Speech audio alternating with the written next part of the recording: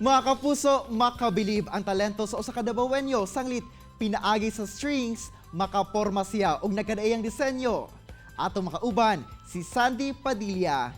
Sir Sandy, maayong buntag ug dayon sa At Home with GMA Regional TV. Kamusta, sir? Okay lang, Sir Jel. Sir Sandy, mas nailhan sa kadaghanan nga klase sa arts ang painting, photography, sculpture ug uban pa. Pero kining string art unsa bay naaani?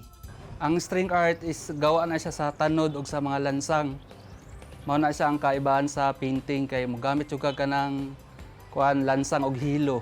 Sir, paunsa ba ka nagsugod aning string art ug please share to us kung asa ka nakahibalo sa pagbuhat ani? String art na remember na ko katong grade 3 ko nami project na shape nga circle or heart amo lang na isang ikuan og kanang tanod bitaw.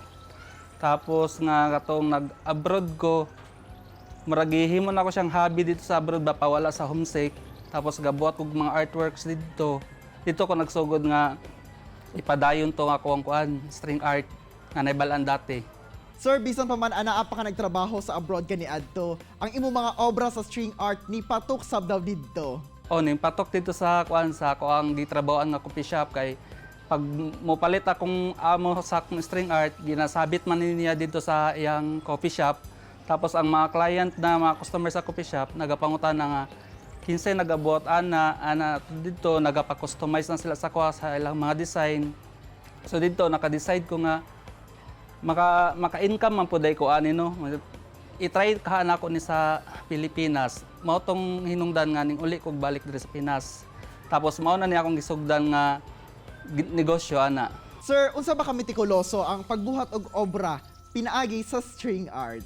Kailangan jud taas ang imong pasensya. Although kapoy siya pero pag makabuhat na kag isa ka piece, mahuman na siya mawala ang imong kakapoy kay unique bitaw siya tan-awon, dili siya kanang kuad ba pareha sa makita nato panag sa kanunay nga mga painting. Lahi ra gyud ang string art, maka-amaze. Sir Sandy, unsa ba nga skills ang gikinahanglan aron makabuo og usa ka obra sama sa imuhang ginahimo? Pasensya lang yun, ang pasensya lang yun. Mao lang na ang pasensya. Kanang namay ginaingon nga patience is a virtue. Sir, kailan ginomrag taas-taas yun nga strings ug daghan yun nga lansang ang gikinahanglan, unsa ba ka dugay nga mabuo ang usa ka actual nga disenyo gikan sa string art? Depende na yung uban nga 3 hours, usahay nga 2 days. Pasa ng portrait ni President Duterte na himo na ko na siya 5 days. Kaya lagi sir, dili pud lalim ang pagbuo og artwork gamit ang strings. Pila ba sab ang range sa presyo ani sir? Sa pinakaubos nga presyo, 350 to 10,000. Og karon mga kapuso, ipakita ka nato ni Sir Sandy ang iyang actual nga pagbuhat og string art. Para mga kapuso, magbuhat og string art. Kinahanglan ninyo na amoy plyboard, lansang, og gunting, og threads, o kanang spray nga nga paint. Mga kapuso, na nakoy nasugdan, mao na siya, tapos kailangan pa nato ni siya kanang tiwason. Una, kailangan na may plain nga board nga wala pa siya pintura, tapos magbuhat mo ka ng layout din niya kung unsa inyong mga design, tapos i-stencil ninyo para sa guide sa lansang. At pag mahumanan ninyo guide sa lansang, nadokdok na niyo tanan, pinturahan ninyo ka ng bisag unsa nga spray paint, depende sa kung unsa inyong gusto nga background color, para pod nga dili siya magtaya ang iyang lansang. Pagkahuman nimo lansang, pwede na nimo sugdan og kanang string. Tas ana.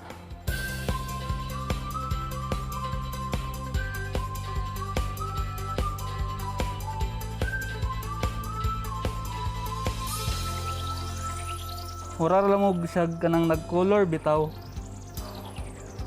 Nyo lang na siyang punon og hilo, threads.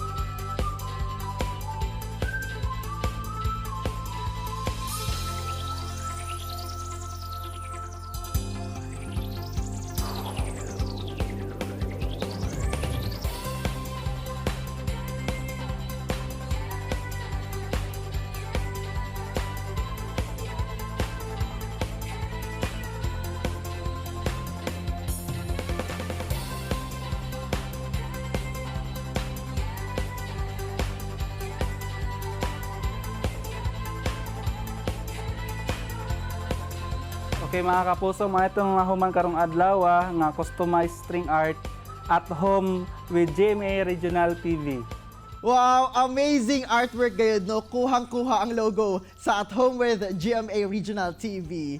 Daghan kay salamat Sir Sandy sa imong oras ug higayon nga gihatag sa itong mga kapuso Mindanawan ug padayon sa pagpamala sa imuhang talento sir. Amping always. Chilak sa mo mga kapuso, mubalik pa ang At Home with GMA Regional TV. Kini ang At Home with GMA Regional TV.